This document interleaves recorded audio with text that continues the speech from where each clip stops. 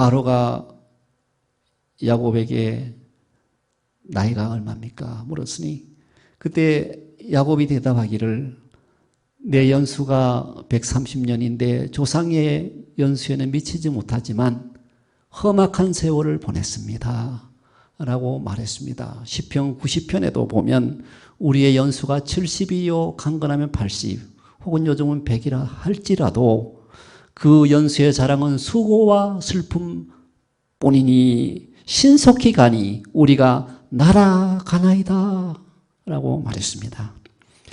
슬프고 험악한 세월을 보내는 것이 우리 인생이 아니겠습니까? 이렇게 괴로운 인생이 바라는 것은 평강입니다. 이렇게 평강을 바라는데 세상에서는 평강을 줄 수가 없어요.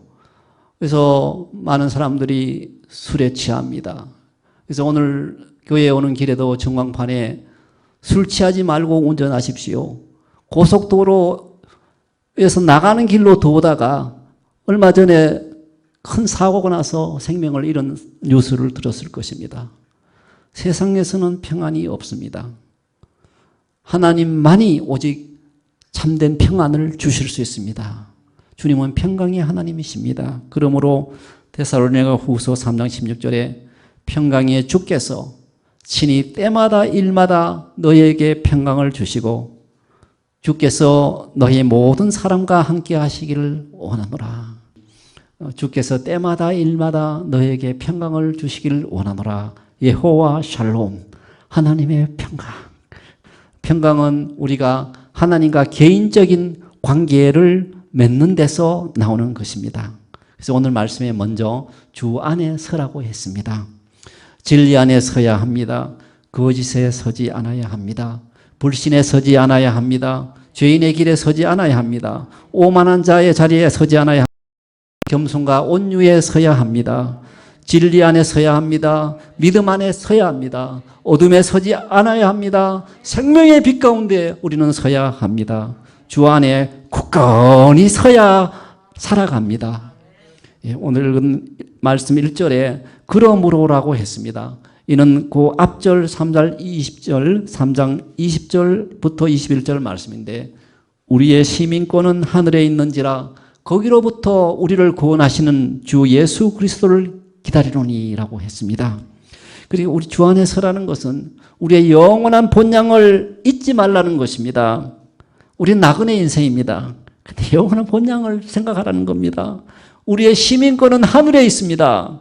또 거기로서 구원하는 자 예수 그리스도를 기다리노니 라고 했습니다. 그만이 우리에게 참 평강을 주십니다. 예수님이 십자가에 죽으시고 장사되고 부활하신 안식 후 첫날에 저녁에 제자들이 예수님은 살아나셨는지 모르고 두려워서 문을 닫고 있는데 예수님이 그들 가운데 나타나셔서 가운데 서서 너희에게 평강이 있을지어다 라고 하셨어요. 여러분 오늘 우리 마음속에 허무와 두려움과 불안이 있습니까? 이 시간 주님이 여러분 마음속에 들어가셔서 너희에게 평강이 있을지어다. 내가 주는 평강은 세상이 주는 것 같지 아니하다. 자, 이 영원히 변치 않는 영원한 평강을 너희에게 주노라. 때마다 일마다 내가 너희에게 평강을 줄 것이다 라는 그 말씀을 좀 들어보시기를 바랍니다. 예수님 말씀하시기를 내가 주는 평안은 세상에 주는 것과 같지 아니하노라. 너희는 마음에 근심하지도 말고 두려워하지도 말라고 했습니다. 우리는 하늘로부터 우리를 구원해 주시고 평강을 주시는 주님을 기다려야 합니다. 제가 한 14년 전쯤에 이 루플렉스로 인해 가지고 목소리가 안 나왔습니다. 너무 답답해 가지고 호텔 요관 이런 데 가도 제가 이게 얼마냐고 이게 돈을 써서 이렇게 얘기하니까 이 사람이 나를 벙어리로 알고 자기도 글로 써가지고 또 이 소통하는 것을 봤습니다. 너무 답답해가지고 빅베어에 가서 주에스야스에 누가 저를 보내줬어요.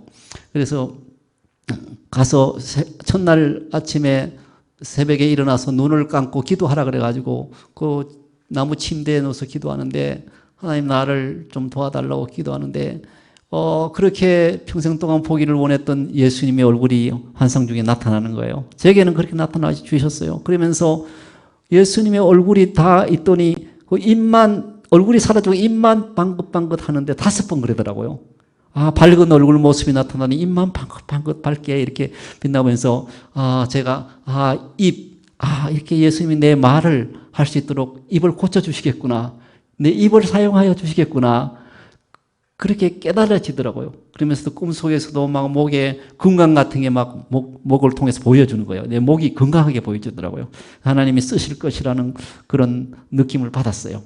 그러니까 주님께서 이렇게 말씀을 전하게 해주신데 얼마나 제가 고마운지 몰라요. 아멘.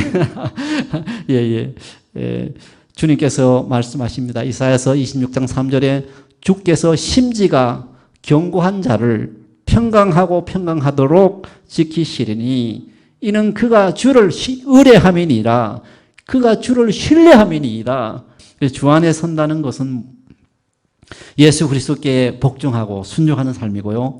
또 주 안에 선다는 것은 예수 그리스도를 항상 우리 우편에 모시고 그 안에서 살면서 주의 영으로 말미암아 점점 예수님과 같은 형상으로 변화되어 가는 거예요. 그게 주 안에 굳게 서는 것이죠. 그리스도는 우리의 생명이고 가지가 나무에 붙어 있음 같이 그와 연합되어 있으면 우리가 그를 더욱 닮아가면서 그의 입에서 나오는 말씀을 먹고 기도하고 이렇게 그로부터 나오는 영적 영양분을 받을 때 우리는 그와 같은 모습, 그와 같이 장성한 분량에까지 이르게 되는 것입니다. 우리의 정체성도 주 안에서 찾아야 합니다. 내가 누구인가? 빌립보서에서 편지 보낸 사도 바울은 그 1장 1절에 말하기를 그리스도 예수의 종 바울이라고 소개했어요. 예수 안에서 자기 자신을 찾았어요. 자신이 누구인지 알면 세상이라도 변화시킬 수 있어요. 주님께서 부족한 저도 그의 종으로 불러주셨습니다. 여러분도 하나님이 너는 내 것이라 지명하여 불러주셨습니다. 너는 내 사랑하는 아들이라 딸이라 불러주셨습니다. 우리는 하나님의 것이니 우리 자신을 주님께 드리면 주님이 책임져 주시고 모든 해악으로부터 지켜주시고 평안을 주십니다. 고통이 없게 하여 주십니다. 우리는 먼저 우리 주님께 기도해야 합니다. 몸이 아플 때도 먼저 주님을 찾아야 합니다. 사도 바울은 육신에 사탄의 가시가 있었습니다. 안질인지 그게 어떤 간질인지 우리는 알 수가 없습니다. 그러나 그는 먼저 의사에게 병원에게 달려가지 않았습니다. 먼저 무릎을 꿇고 간절히 하나님 내 이 병을 내 이 약한 것을 고쳐주시옵소서 막 다람에 달렸어요. 그랬더니 하나님께서 나타나셔서 응답해 주셨어요. 내 은혜가 내게 족하도다. 이는 내 능력은 약한 데서 온전하여 짐이라. 이러므로 그리스도의 능력이 그 안에 거함으로 그가 온전해짐으로 그의 약한 것을 더욱 자랑했다라고 사도 바울이 말했습니다. 우리는 어떤 일이 있을지라도 모든 문제를 주님 안에서 풀어나갈 수 있어야 되겠습니다. 두 번째로 주 안에서 같은 마음을 품어야 합니다. 동역자를 도울 때 또 평안이 있고 기쁨이 있습니다. 심리학 101에서는 인생이 살아가는데 두 가지 필요하다 그러죠. 하나는 이 동화, 이게 어시밀레이션, 동화가 필요하고 또 다른 하나는 적응, 어댑테이션이 필요하다고 합니다. 이 동화란 말은 다른 사람의 행동이 내 마음에 안 들어요. 근데 그 사람의 행동을 내가 잘 이해를 할 수 있는 거죠. 그 사람의 행동을 내가 잘 이해하고 해석해서 내 마음에 맞추는 게 동화예요. 또 반대로 그 사람의 행동이 마음에 안 들지만 내가 그 사람에 맞춰주는 게 적응이에요. 동화와 적응이 돼야 되죠. 그리고 영적으로는 우리가 갈등이 있을 때 용서하는 거예요. 갈등이 있을 때 더 사랑하는 거예요. 예수님 같이 자기를 못 박는 자를 위해서도 저들을 용서하소서 저들이 하는 짓을 모릅니다. 아버지 저들을 용서해 주소서라고 그들을 위해서 자기 목숨을 바치는 것이 진정한 평화에 가는 길입니다. 빌립보서 4장 2절에 내가 유오디아를 권하고 순두개를 권하노니 주 안에서 같은 마음을 품으라 그랬어요. 유오디아와 순두개가 서로 갈등이 있었습니다. 예를 들어 순두개는 어렸을 적에 이웃집 아주머니가 자신을 괴롭혔는데 그 순두개가 자기를 괴롭힌 이웃집 아주머니의 그 생긴 모습과 그 음성이 유오디아를 만날 때 나타났거든.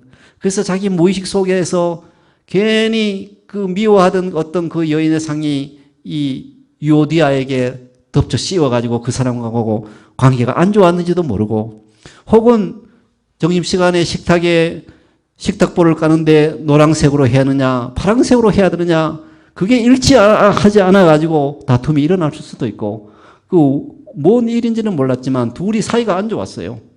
그랬을 때 사도 바울이 같은 마음을 품으라고 말했습니다. 우리가 주님의 일을 할 때는 먼저 주님 안에서 같은 마음을 품어야 합니다. 같은 마음을 품을 때 평안이 와요. 예. 평강이란 헬라의 언어에 일치, 하나됨이란 뜻이 있습니다. 그리고 우리가 서로 일치하고 하나되면 마음의 평화로 와요. 예. 예. 아무리 궁전에 살아도 다투고 싸우면 평안이 없잖아요. 초막에 살아도 마음만 합하면 얼마나 평화로워요. 예. 우리는 서로 같은 마음을 품어야 합니다. 또 주님의 마음을 품어야 합니다. 빌립보서 2장 2절에 보면 마음을 같이하여 같은 사랑을 가지고 뜻을 합하며 한 마음을 품어 아무 일에든지 다툼이나 회용으로 하지 말고 오직 겸손한 마음으로 각각 자기보다 남을 낫게 여기라.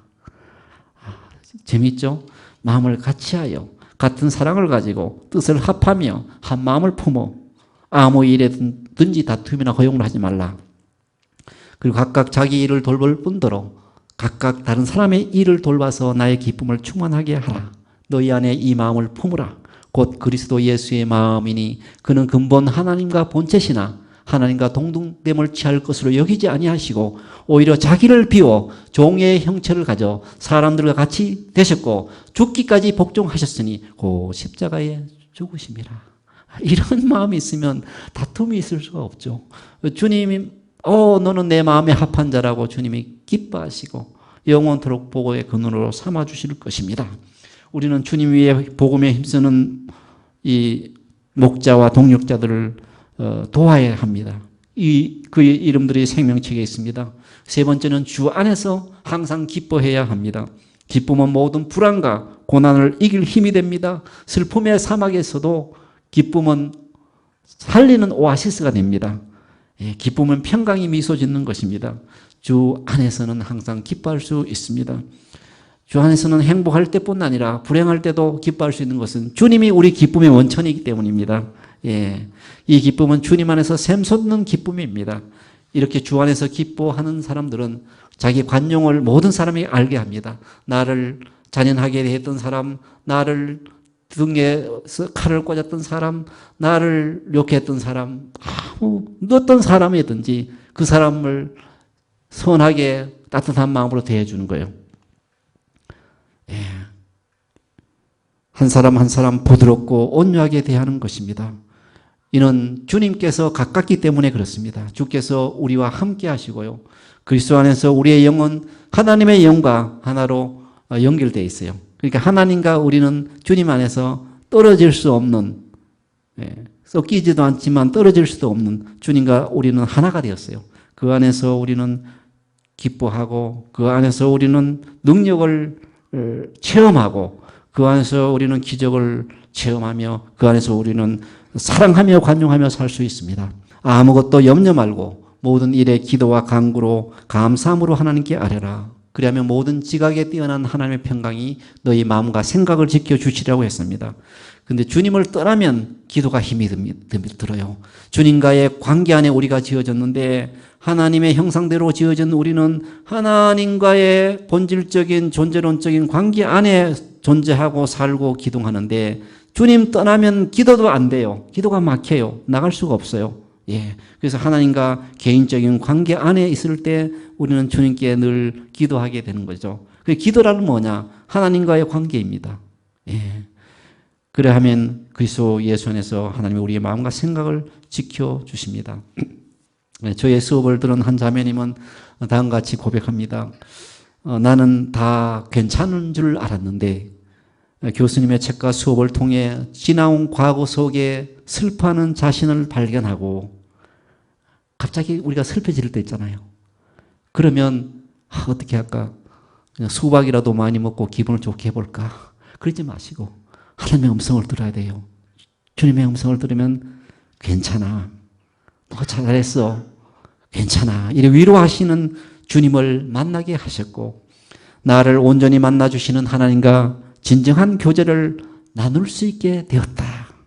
내가 얼마나 존귀한 존재이며 하나님의 형상을 닮은 자로 얼마나 정성껏 만드셨는지 말씀하셨다.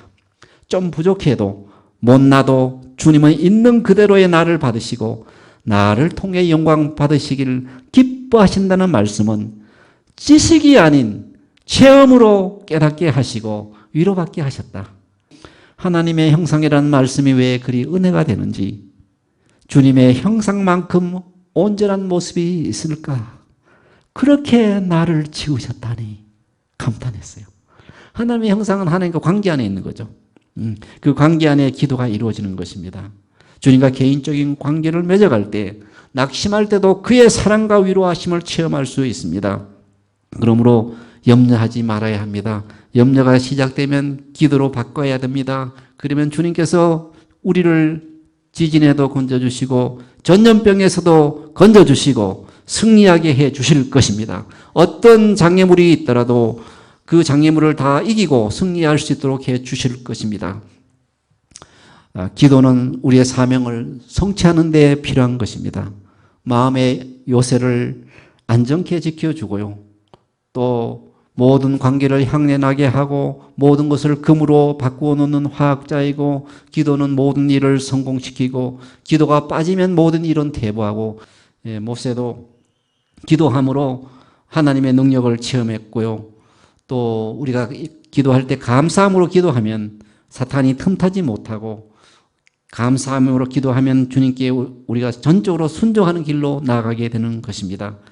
모든 지각에 뛰어난 하나님 평강이 우리 마음과 생각을 지켜주신다고 했는데, 이 평강이라는 것은 여러 가지 얽혀가지고 짜여가지고 있는 것이거든요. 이 평강은 하늘의 주당과 같아서 우리 마음 깊은 곳에 내려와서 깊은 곳에 평강으로 채워주세요. 하나님의 평강의 빛이 우리를 영혼의 언덕을 비춰주시고 우리는 참된 평화를 누릴 수가 있게 되는 것입니다. 호레시오 스태포드라는 분이 있습니다. 호레시오 스태포드는 시카고의 성공한 변호사입니다. 그리고 시카고 의과대학의 법리학 교수였습니다. 또한 그는 복음 전도자 무디의 아주 절친한 친구였고 그 교회의 주일학교 교사요 회계 집사였습니다. 근데 그가 42세 되던 1870년에 그의 아들이 선홍열로 목숨을 잃었습니다. 그 다음 해인 1871년에는 시카고 대화재로 인해서 전 재산을 잃고 말았습니다.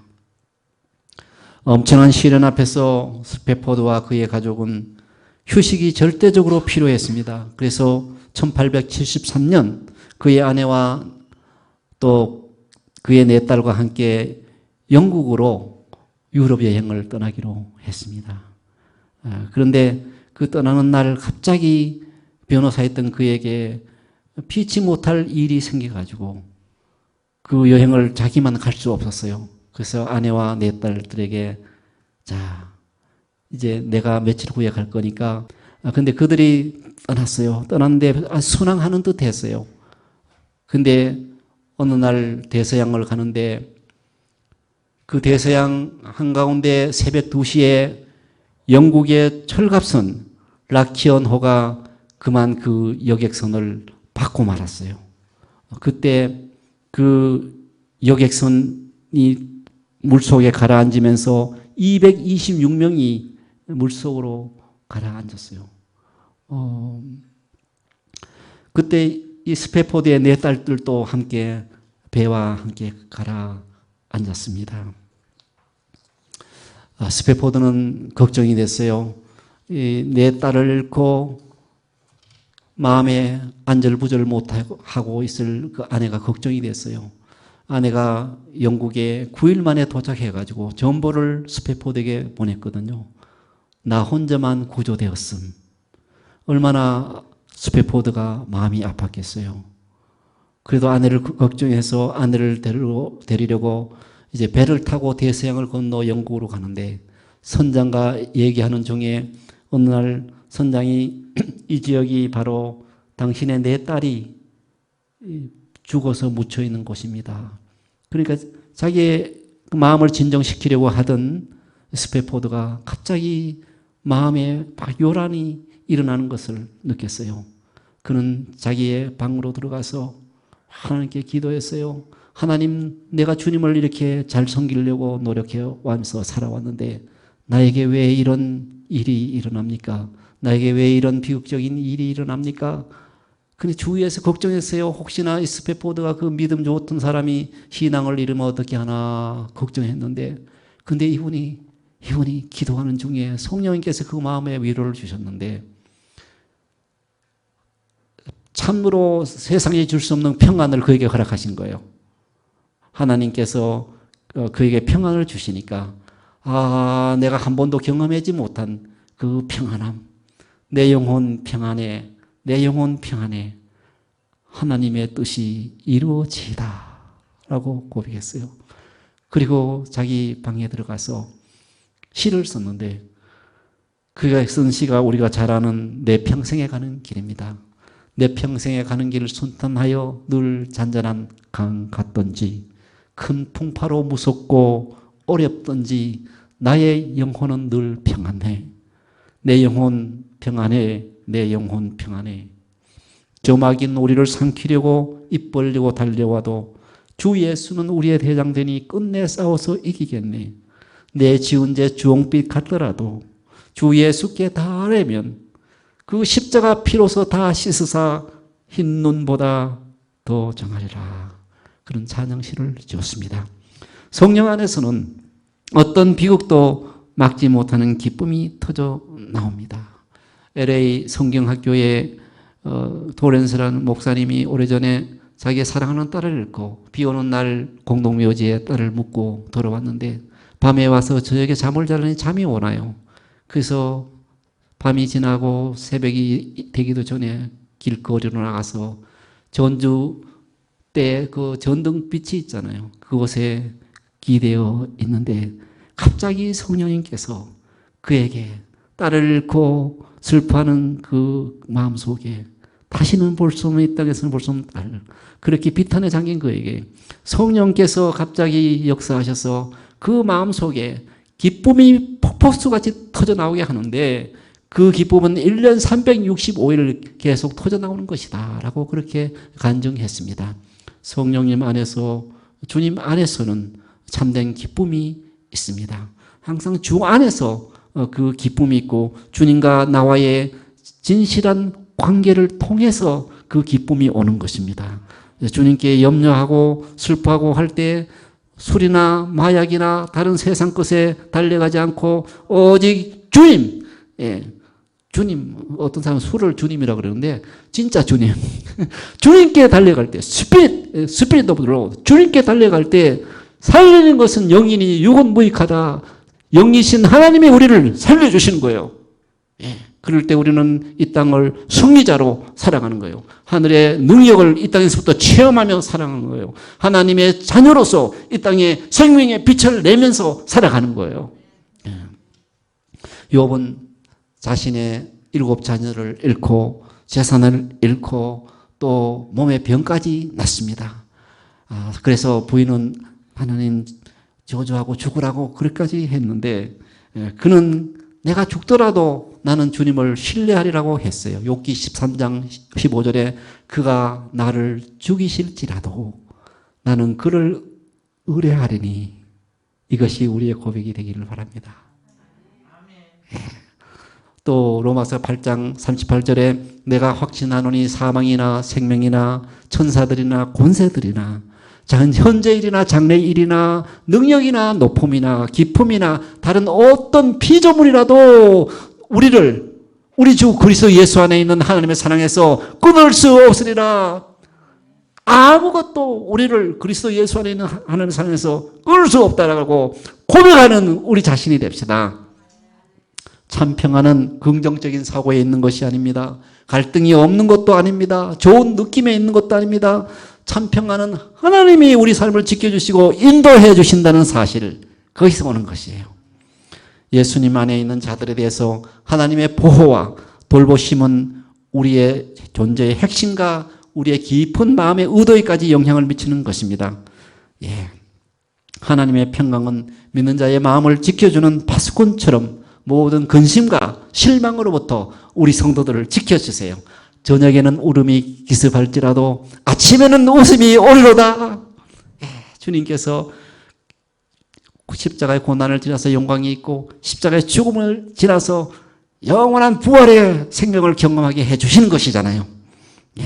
하나님의 평강은 그리스도 안에서 믿는 자의 마음과 생각을 보호함으로 지켜주셔서 그가 이루시고자 하는 일들을 또 우리가 원하는 일들을 온전하게 잘 달성할 수 있도록 도와주시는 것입니다. 예, 메시지 성경 제가 읽어드리고 마치겠습니다. 날마다 온종일 하나님을 찬양하십시오. 하나님께 푹 빠지십시오. 만나는 모든 사람에게 여러분이 그들 편이며 그들과 함께 일하며 그들을 거스르지 않는다는 것을 할 수 있는 한 분명하게 보여주십시오. 주님이 곧 도착하신다는 것을 그들에게 알리십시오. 그분은 지금 당장이라도 나타나실 수 있습니다. 우리가 운전할 때, 위험할 때 하나님께서 옆에 지나는 차 소리를 가지고 우리를 깨우기도 하고 안전하게 지켜주시기도 하고 주님께서 늘 우리와 가까이 계시고 그리스도 안에서 하나님은 우리와 하나로 연합되어 있어서 눈동자같이 우리를 지키시고 모든 해로부터 우리를 지켜주신다는 것입니다. 예, 또 이 말을 합니다. 마음을 졸이거나 염려하지 마십시오. 염려 대신 기도하십시오. 간구와 찬양으로 여러분의 염려를 기도로 바꾸어 하나님께 여러분의 필요를 알리십시오. 하나님이 모든 걸 다 아시지만 그래도 기도해야 하나님께서 응답하신다는 말씀이 있어요. 신기해요. 기도할 때 하나의 파이프가 천국의 보좌에 닿아서 하나님이 주시고자 하는 기도의 약속을 그 파이프를 통해 내려주시는 것 같아요. 하나님은 애탈 것 같아요. 기도 한마디만 무릎 꿇고 하면 내가 이걸 주는데 기도해야 되겠다 생각만 하고 기도 안 하니까 줄 수가 없는 거예요. 어떤 사람은 이거 작으니까 뭐 내가 혼자 할 수 있는 기도할 게 뭐 있나? 어떤 사람은 이것은 너무 커. 하나님도 못할 거야. 기도 안 해. 이 모양 저 모양을 기도 안 하니까 하나님이 능력을 주실 수 없는 거예요. 얼마나 아버지의 마음이 안타까우시겠습니까? 하나님께 우리가 나아가서 그와 개인적인 관계를 맺을 때 참된 평화를 누릴 수가 있습니다. 여러분의 간구와 찬양으로 여러분의 염려를 기도로 받고 하나님께 여러분의 필요를 알리십시오. 그러면 여러분도 모르는 사이에 하나님의 온전하심에 대한 감각, 곧 모든 것이 합력하여 선을 이루게 된다는 믿음이 생겨나서 여러분의 마음을 안정시켜 줄 것입니다. 그리스도께서 여러분의 삶의 중심에서 염려를 쫓아내실 때 일어나는 일은 실로 놀랍기 그지 없습니다. 아멘.